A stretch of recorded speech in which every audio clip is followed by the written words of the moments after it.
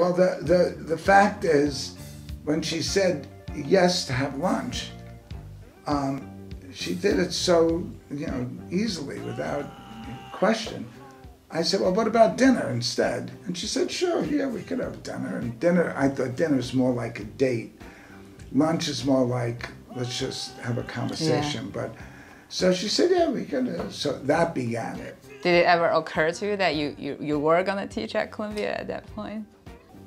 It more than occurred to me. Yes. I found that the problem is the only way to have the job I wanted was to create it.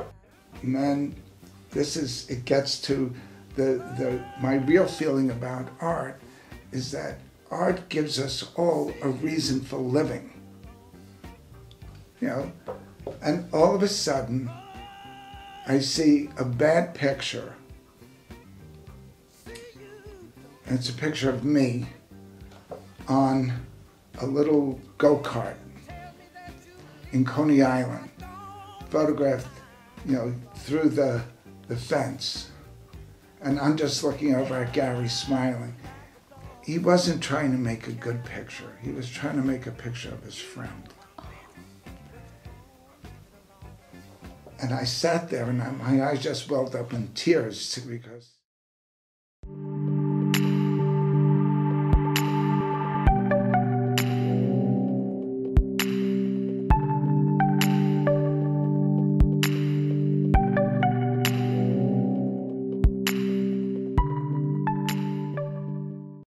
I think you could handle it, honey. it's not that I can't do it, but it's more accurate. Yeah. That I have a life with Anna, and my photography changed after we got married. Everything changed. That's what happens in life. There's no reason for it always to be the same. So then you have to have reasons for it to change. So you can't just imagine that life is going to change and you accept whatever comes. You make certain decisions as well, and then accept what comes. So being part of a couple, especially if you're going to have a creative life, if you don't allow that in, if you don't allow the change in your life, the biggest change from being a child to being an adult is a child, to survive, has to believe everything is about themselves. And then you reach a certain point where you realize, my life could also be about the other people around me.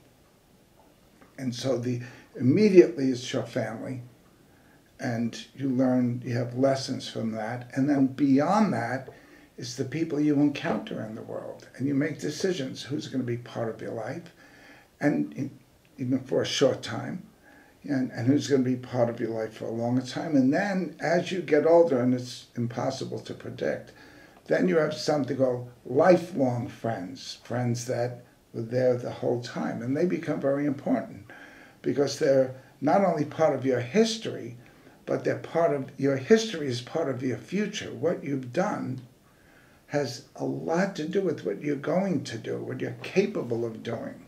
So all of these things come together. One of the biggest choices after being a child and after understanding your family and the roles in the family is creating a new family. And that has to do with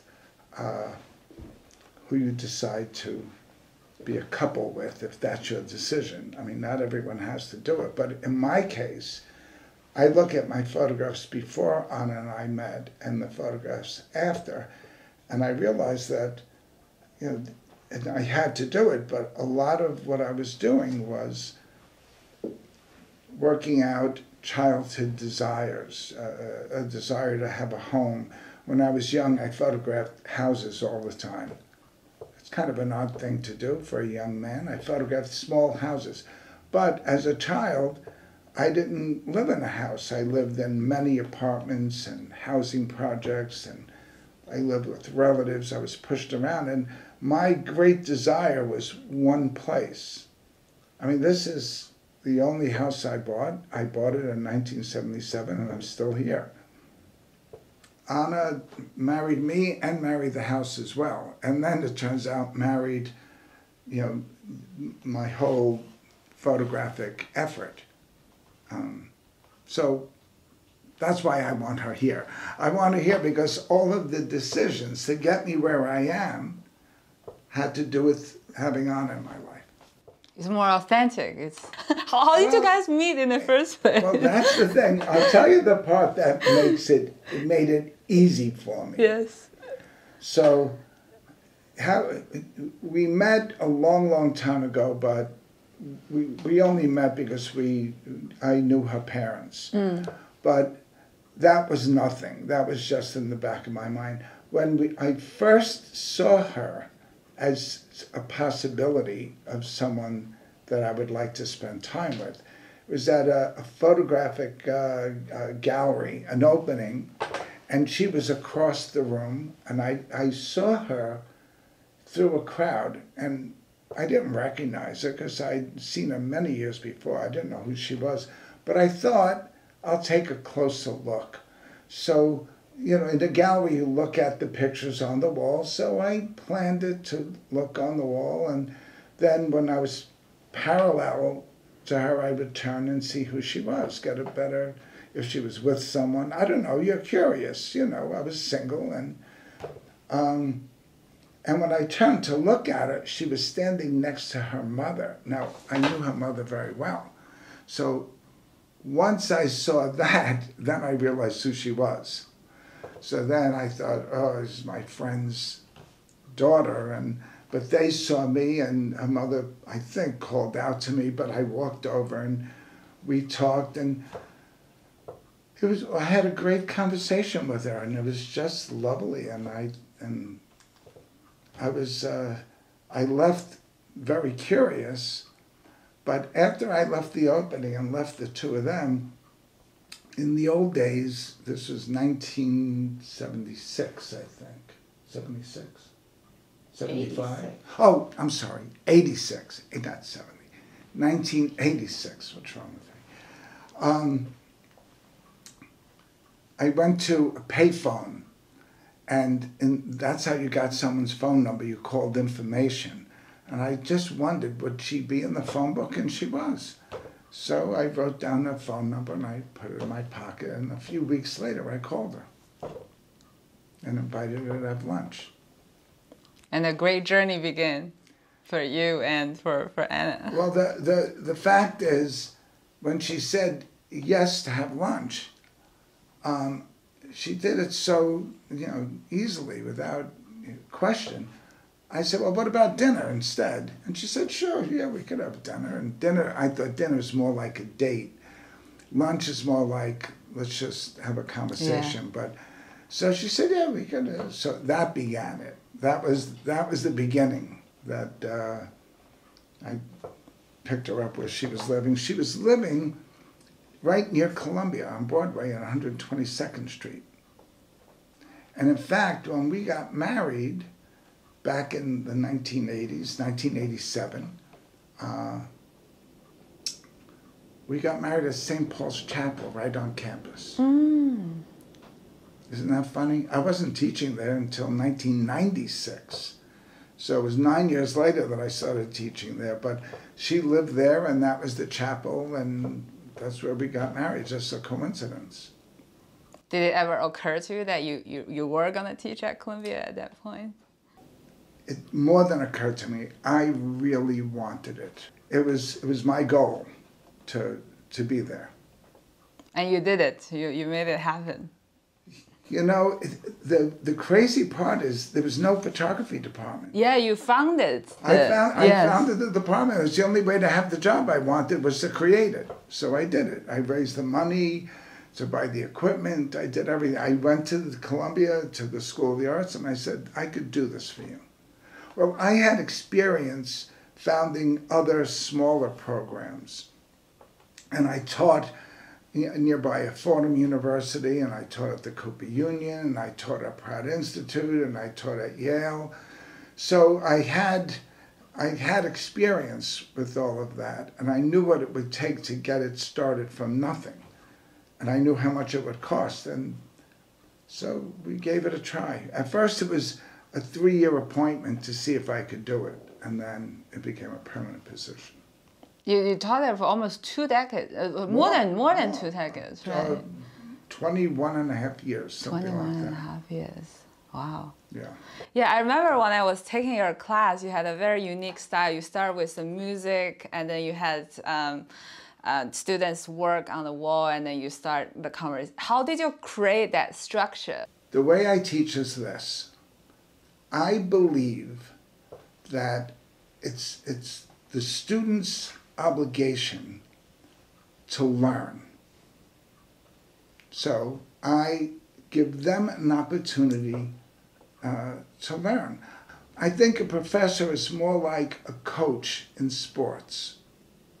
You could show everything, but the game is played in the field. The players, in the moment of truth, have to do what they think is valuable. And the players that can continue to do it, and most people, when they learn about art, what they learn is how to appreciate art. I think that's the most valuable thing. No one can teach you how to do it. You have to try to do it, and then you could appreciate. So the form of the class I thought of immediately was, making art is not such a big deal. It's not like surgery. It's not like saving someone's life. So I thought I'll bring music into the class because everyone loves music. So instead of making art something that's so out of reach that you could only be an expert, you must study for years and years, anyone could sing. So there's another important point to the way I'll call it teach the class. Every one of my students in all of the schools I ever taught were very good. And they're very good at many things. That's how they got into that school. I want to encourage people to do things they're not good at. And that could be frustrating, but the idea is if you're doing something creative, you're going to face almost a constant failure, almost constant. And if you only learn to do things that you're good at and give up, all right, I won't play tennis, but I'll play golf because I was terrible at tennis, I'll play something else. To do things that you're not good at, it's that pressure, it's that strain, it's humbling to continue to fail. But that's where you have the opportunity for a breakthrough. And that's the key to art making, is the idea of a breakthrough. This is where math and theoretical math and even computing and art come together. That you could work along a certain line of logic and get nowhere, but all of a sudden, maybe you wake up in the morning and you realize there's another whole way. That's called a breakthrough. That's a revelation. Something that was already there got revealed to you. So rather than thinking like training, where you do something repetitive over and over and over, you get better and better at it, it's okay to keep doing it and stay not so good or even bad, as long as you're available to the revelation. In art, there are things you learn because you're alive. Having children is one of those things. When we first decided that we would have children, before there was even a pregnancy, I walked out the front door and the world seemed like a completely different place. I felt extremely vulnerable all of a sudden. Suddenly, everything was more important. I wasn't just living for myself. I was living for this idea of, I didn't even know, one doesn't know if you could have children, if you never had children before. So all of a sudden I was in a world of doubt. What if I couldn't have children and I disappointed her, this woman I love? And I'm telling you, I walked out to photograph and I thought, this doesn't make any sense. How could I suddenly be so at a loss. I thought of myself as someone, I won't say powerful, but capable. I've done many things. So what I did when we started to struggle, I like to start things on January 1st. So on January 1st, I got on and we had 2 poodles, standard poodles at the time.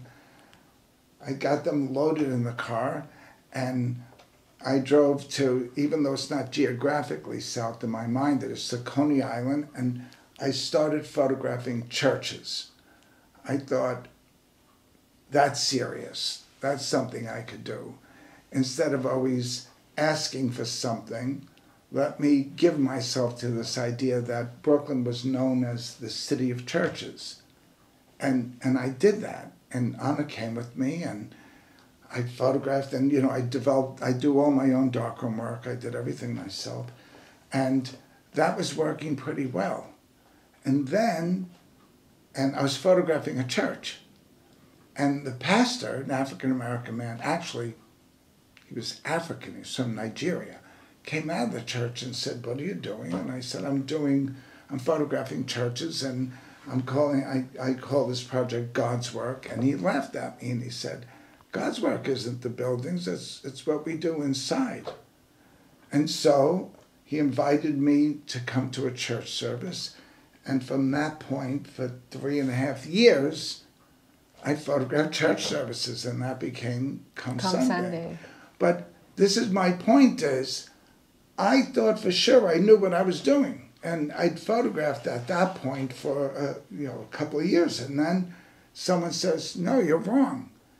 It's something else." Something else was revealed to me. I could have told him, "No, you're wrong. I'm already doing it and I like what I'm doing."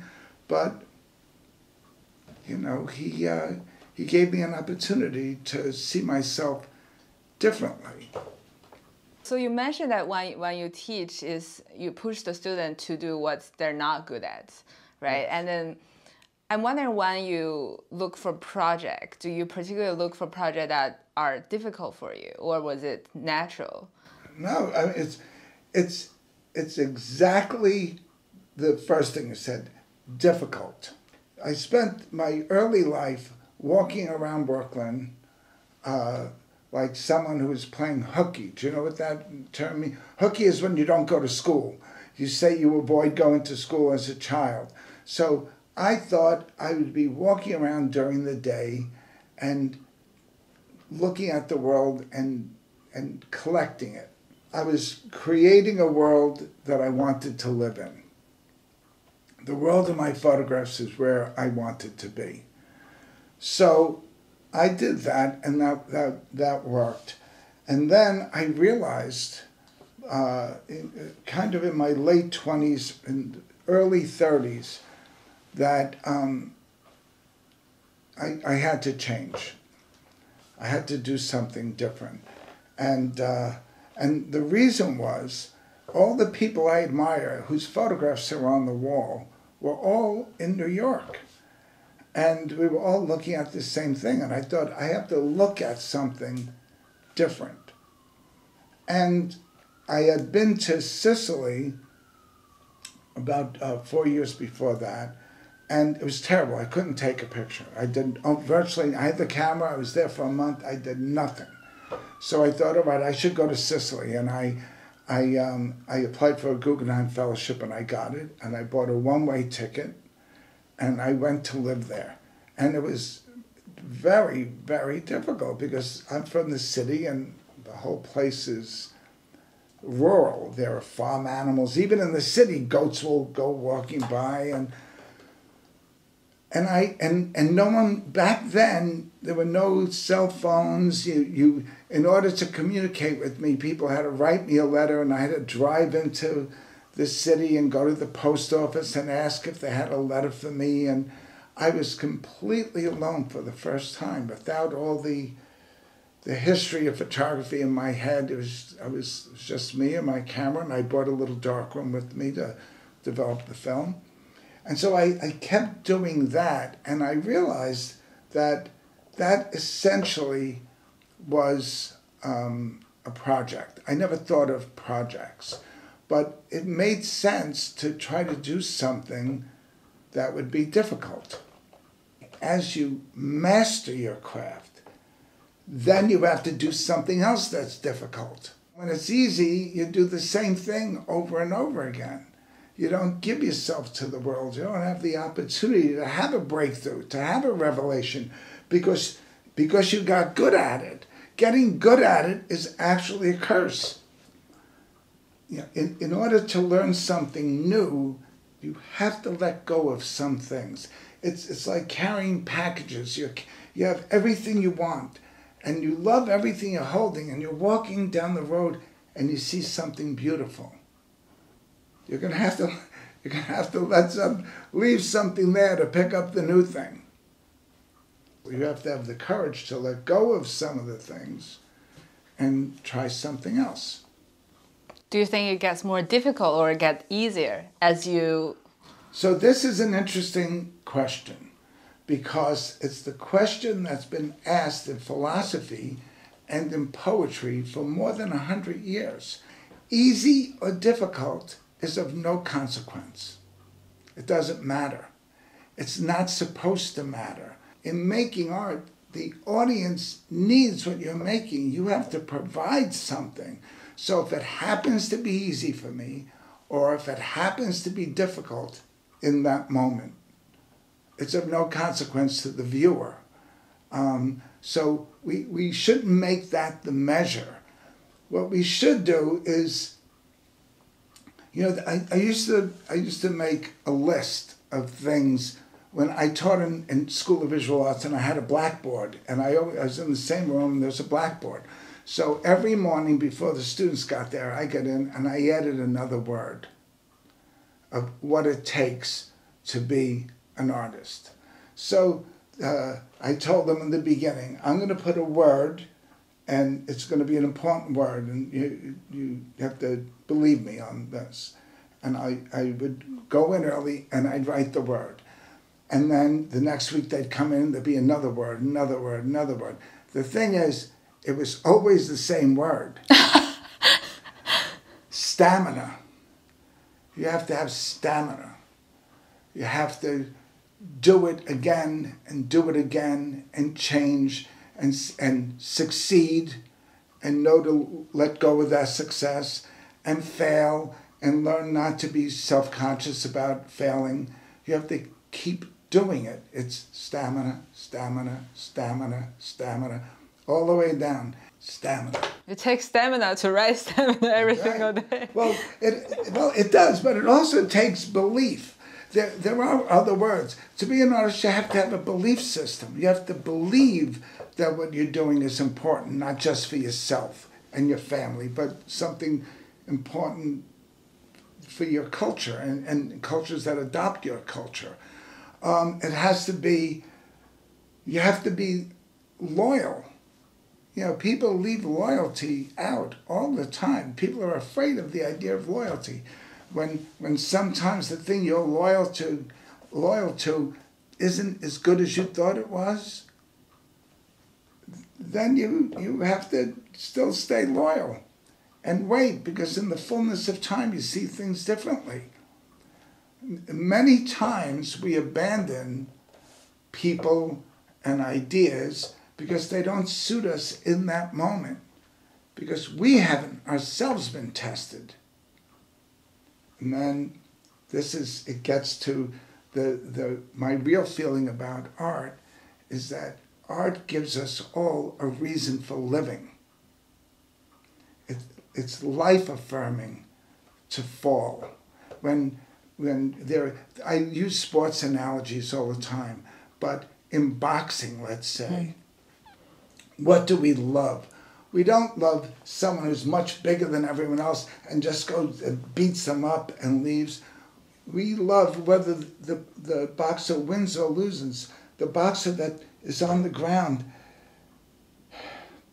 for a count of 7 and then gets up and stays in the ring because the boxer's putting on a spectacle for the viewers. At that point, that boxer knows that they're not going to win. But they stay in the ring and they fight for the whole 15 rounds, and that's a triumph. It's a triumph because you're doing it for everyone that showed up. It's not just the great boxing fans or sports fans are loyal to the person that gives them the most. That's what it's about. He had to believe that he'll fight another day. That losing that fight is not the end of the world. You have to believe that you learned something. And you're going to go back and you're going to try to resurrect yourself. By being in the ring. If that's how you measure your life, then you have to go back to the ring. And you also mentioned about the audience. You said your work is for a small set of audience. I imagine. You imagine. That doesn't mean it's going to be. But if you can't imagine who would be interested in your work, then I don't know how you could do it. There's a blues singer, her name is Coco Taylor. And Anna, her parents and I went to see Coco Taylor in a small suburban nightclub. And maybe there were 50 or 60 people sitting there. And oh my God, she had a band that she performs with. They were great. It's the best blues guitar playing I ever heard. She belted out, and some of her music, she covers one of the greatest who ever lived, Etta James. So if you could sing a song that Etta James sang and make it your own, and she did. There's a song, I'd Rather Go Blind, which the full lyric is, I'd rather go blind than to see you walk away from me. She sings that song, it breaks your heart. Well, that same week, Madonna was singing in a giant sports stadium with thousands and thousands of people seeing a little person, hearing a... Coco Taylor couldn't fill, couldn't get 30,000 people to come and hear her sing. Does that mean, Coco Taylor's not as good or as important in my life as Madonna? I mean, of course, I'm making a value judgment. So I imagine that the people that will give themselves to my work are not trying to be entertained. If I made an analogy to film, it would be something more like films of De Sica or Satyajit Ray or Kurosawa, early films that were about something. And sometimes when you're left, though, you walk out of seeing a Bicycle Thief and you're heartbroken. My audience is the people who go and see Bicycle Thief. And then you mentioned that these are the photographers that you admire. Inarguably, they're among the best photographers. No one would argue. That's how great they are. But these are the photographers that were most useful to me. In fact, over there I have 3 photographs by Gary Winogrand, and that's a portrait of Gary Winogrand up there on the left. And in the front room, there's another portrait of Gary Winogrand. And when you walk up the steps, there's another Gary Winogrand photograph. But let me tell you, the one upstairs is the first serious photograph I ever saw. And I saw it in a camera magazine. And when I looked at it, I thought, this is nothing. This is terrible. I didn't even know what I was looking at. And I went and I bought that book. I only bought it because I thought it was no good. I bought it because I couldn't believe anyone thought it was any good. But it occurred to me that if I thought it was no good, and authorities thought it was special, that I was lacking. I didn't know enough. And I realized it's not that I didn't know enough. When I got the book in my hands, I didn't think it was great right off the bat. But I thought other books were. I bought a whole bunch of books that I still have. But when I got the book in my hand, it occurred to me that I didn't know enough about life. It wasn't that I didn't know enough about photography, because when I look at Gary Winogrand's photographs, I see the world. I see a world that I knew nothing about. I saw people interacting and people reacting to their condition. And none of these things I would have thought to take a picture of. So that's what started me on the journey. It was Gary Winogrand. And on Gary Winogrand, you were involved in a project of developing the film that he didn't. Okay, I want to be clear. I did not do that. You didn't? You didn't? There was another man named Thomas Consilvio, who developed the film and did all the darkroom work. I edited the contact sheets. So when Gary died, which was March 19th, 1984, when he died and broke everyone's heart, he had many, many rolls of film that he didn't develop, and he had film that he developed that he never made a contact sheet of. He never looked at it. So I was asked by John Sharkovsky, the curator, if I would help him edit the contact sheets. So my first answer was, I would rather no one edit the contact sheets. I don't think anyone should do it. Gary died before he saw it, and in the life of a photographer, maybe that's the end. So I said, if I say no, are you going to ask someone else to do it? And he said, yes, I'll have to ask someone else. I said, then I'll do it, because I'd rather do it than someone I wouldn't trust. Yeah, and I remember you said about the first 3 photos, they're like his feet, and then it was a very humane way of looking at his last work. That's the thing. I had the advantage of, so the film that was never developed, when they did develop that film, the very beginning, usually you cut off and you throw away. It's called the leader and the first few frames. But because it was Gary Winogrand and people were reverent, they made the contact sheet with everything.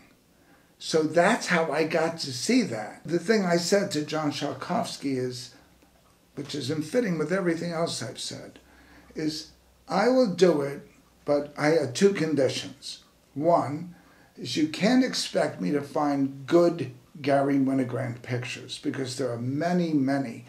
I will look at what he might have been trying to do that was different. So Gary was my friend. I knew he was trying things. I knew he wanted to change. And if you could see it in the contact sheets, many people who looked at those contact sheets later said, oh, he got worse. It wasn't that he got worse.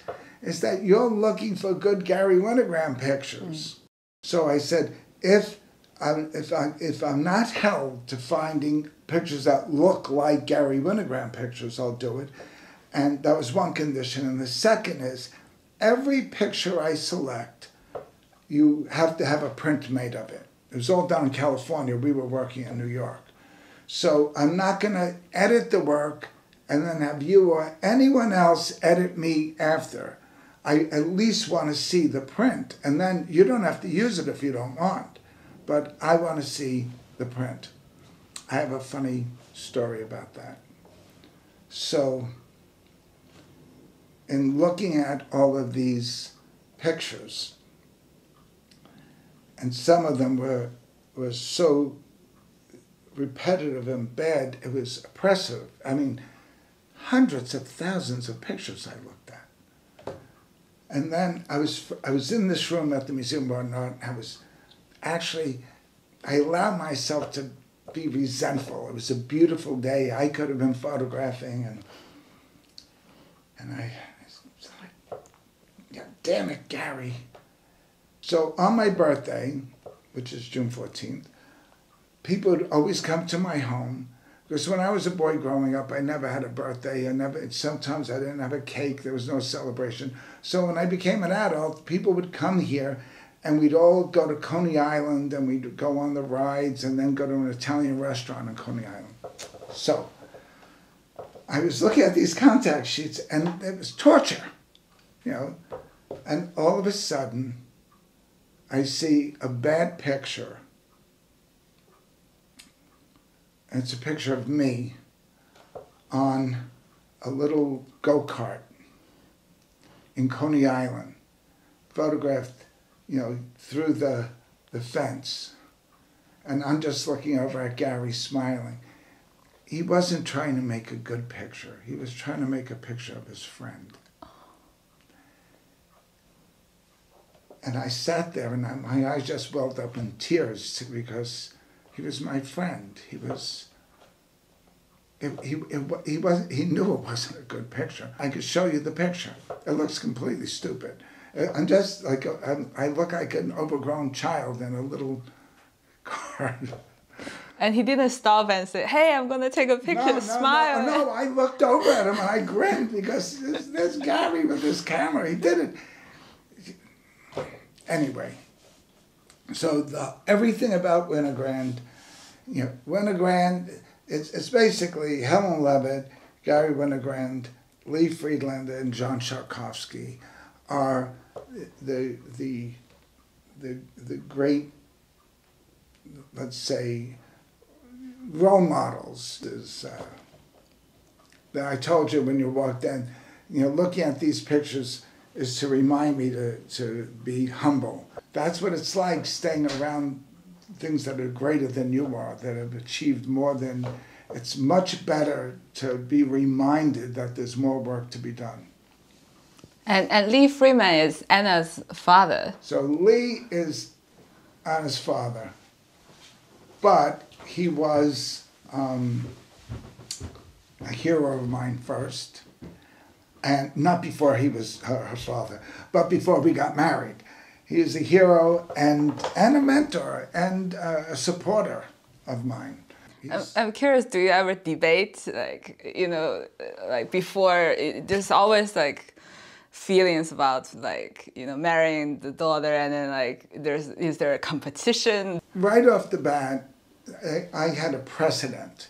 When I was a boy on the radio, there was classical music, and it was NBC, it doesn't matter, but there was Arturo Toscanini was the great conductor, and Vladimir Horowitz was the great pianist, and I loved Vladimir Horowitz.